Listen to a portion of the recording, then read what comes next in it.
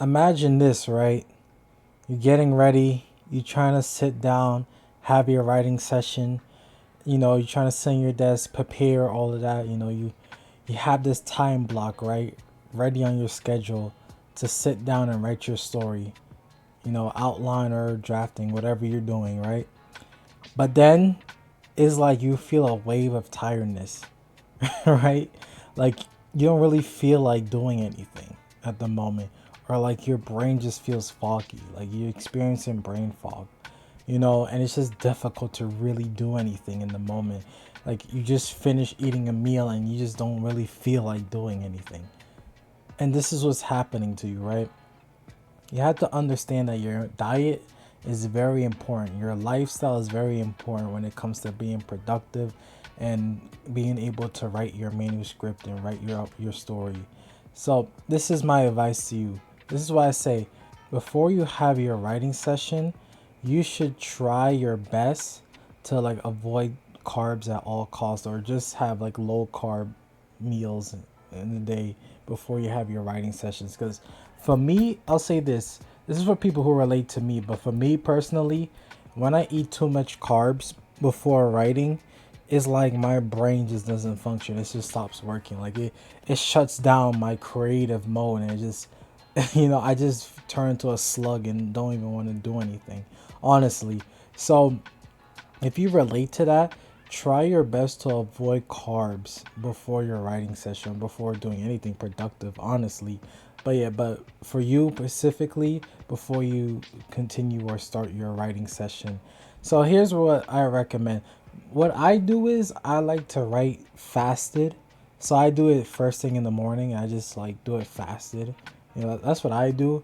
But I mean, if you like to eat before you enter a writing session, or maybe the only time you really have time to write is maybe after you eat something, like in the time block you have available is only after like you eat something or something like that, or whatever, however how it goes.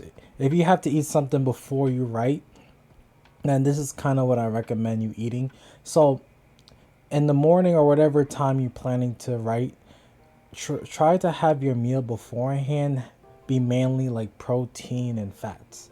That's really the best thing he could do, honestly. Or just anything light. If you're gonna have carbs, is like have like a small amount of carbs. Right, just keep it light. Honestly, the best thing to do is just have like a light meal in general. Like if you're gonna have like a heavy meal, then just have it mainly fats and proteins. But I highly recommend just having like a light meal. So here's some suggestions. Here's something I have written down as the suggestions. So some things I thought of were eggs. I eat eggs. It doesn't make me tired. Any type of meat doesn't really make me tired afterwards. I drink protein shakes, protein bars, because I also work out and go to the gym, but that don't really make me tired right away, because there's a light stuff like anything light like a snack or anything too. Any type of snack, I don't think that will really make you that tired and exhausted, and like brain just start fogging up. So yeah, so any type of snacks, stuff like that will help.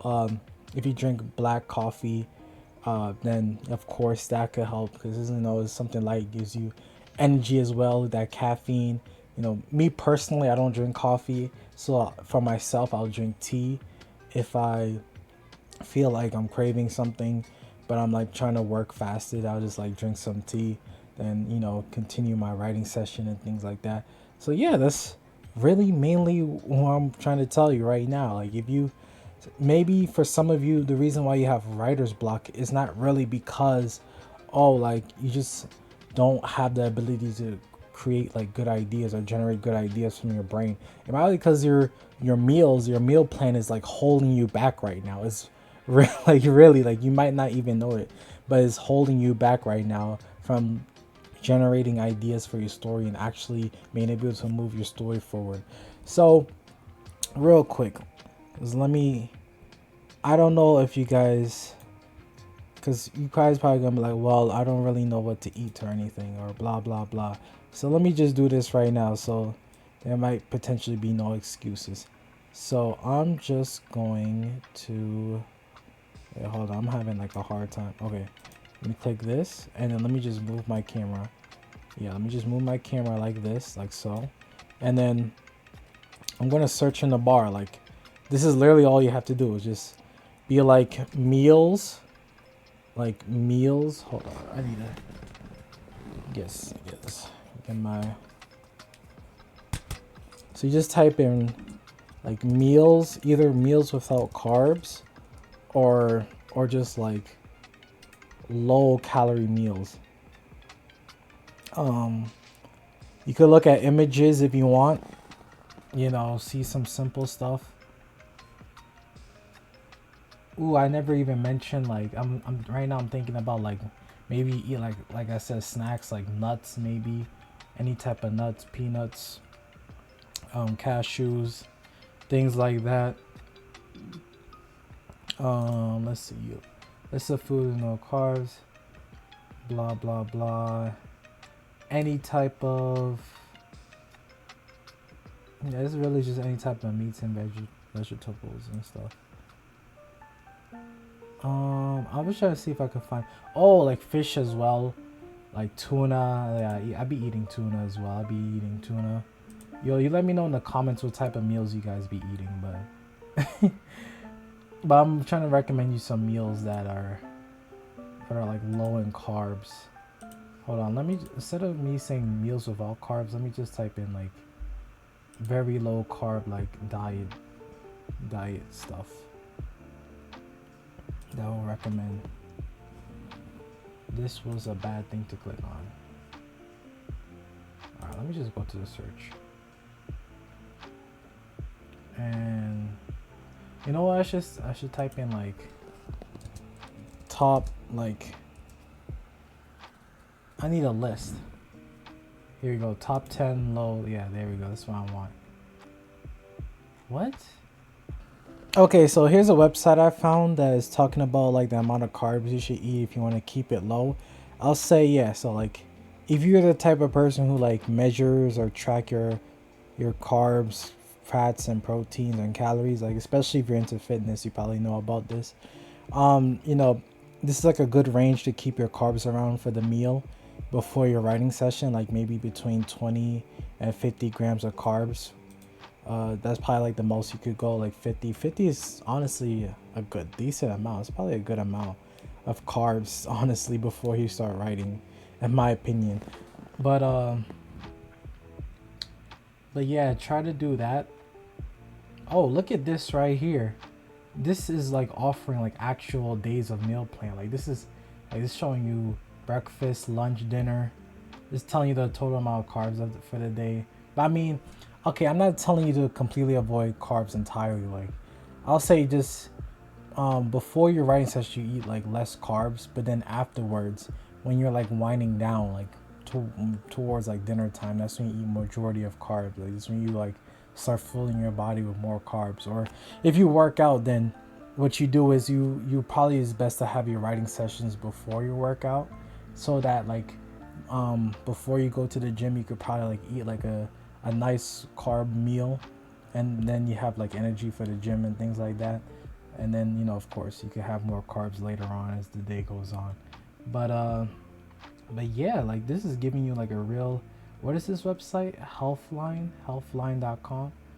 Yeah, so that, maybe you guys could check out this website. But at the end of the day, it's just about doing your own research about like what meals could potentially help you for productivity in general, or just anything to help your brain out so you could think better. And you don't have to worry about your brain being like a limiting factor when it comes to coming up with ideas and things like that. So yeah, just so you know, like this, sometimes it's not you that is the reason why you can't come up with ideas and why you have writer's block. Like sometimes this is factors that you never even put into consideration. That's really the point of this video, to let you know like there's factors that are not even in your thought process that might be impacting you, but that's actually impacting the way you're able to progress your story as a whole. So yeah, hopefully this helped. Hopefully this gives you some idea of like what you could possibly do to help you conquer writer's block in terms of your lifestyle. Like this is just one example. There's probably plenty of other things I'm going to be talking about that you could change up in your lifestyle, like a help you optimize your writing process, so you could like speed up the process of you finishing up your story, or or I should say, it gives you optimize your brain, or yeah, you in general, to generate the best ideas as you can for your story as a whole, honestly. So yeah, hopefully this video helps. One last thing before I let you go, you could always check one of the videos I have. That have like a video, what is it called, non-writing tips, I believe, non-writing tips to conquer writer's block. And that's where I first talked about like the whole eating habits and diets and things like that. So I talked about it there. I don't know where I'm having the video, so I'm pointing my fingers like everywhere, but yeah, so check that video out. Okay, last thing before you go. If you feel like you need assistance with your outline, let's say coming up with ideas for, let's say, plot ideas, character ideas, setting, world building, anything like that, or maybe you need help with like structuring your outline, or maybe you just want feedback on your outline, nevertheless, you could click the link down below and book a consultation call with me. So I have one for outline, like if it's a single book, and I also have one for a book series, because based on my experience, when I speak to someone about their book series and outlining and stuff like that, I usually like 2 hours minimum. So I was like, let me just make two separate ones, one for book series and one for just regular outline, of course. Yeah, so the outline one is usually like 60 minutes. I make it like $100 because that's how it was paid for before. But let's just go through the details, right? So you just pick a time. I make sure to have like a buffer with my time. So you see how today is Friday, May the 23rd. So you see how you can only book for like the 24th. That's on purpose. Here's why. Because yeah, I noticed that when it comes to like outlines and stuff, if I'm going to read your outline and give you proper feedback and stuff and suggestions and asking you questions, because I am going to ask you a lot of questions, right? Yeah, I would like to have like some time to think things over, so at least the 24 hours. So be mindful of the outline you're going to be sending me. Like if it's 5 pages of like outline, then like be mindful of that when booking a call me. Give me some days, give me some time to review some stuff and see what I need to focus on and things like that. So yeah, so once you click a time, you just put your name, your email, what location you want to meet. I don't really care. It could be Google Meet, Discord, anything.